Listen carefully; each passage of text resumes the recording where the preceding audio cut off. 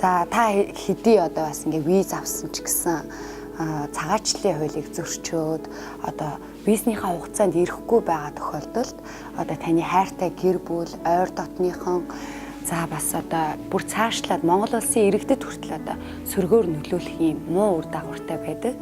Тиймээс бас та бүхнийг визнийхаа хугацаанд заавал ирээд аялах гэж явсан бол аялаад сурах гэж явсан бол сураад ирээрэй л гэж одоо хэлмээр байна. Гадаадад ингээд тоглолт хийх гээд гадагшаа явж ингээд монголчуудаа тоглолт хийх гэж байгаа гэдгсэн чинь миний виз бас нэг удаа гараагүй. Яагаад вэ гэдгсэн чинь бид нар бол гадаадад тоглолт хийхдээ заавал одоо тухайн орондоо татвар төлсөн байх хэвээр, урлагийн визээр явсан байх хэвээр.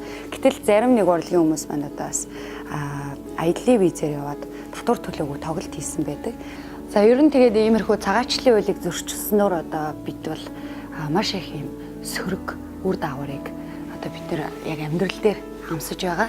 Тийм учраас бас одоо аяллаа виз аваад эсвэл одоо сурах гээд явж байгаа залуучууд маань ажил хийлгүүгээр зөвхөн сураад яг визийнхаа одоо дагуу ингэж бас байж чадах юм бол бидний бас амьдралд эргээр нөлөөлөх боломжтой байгаа.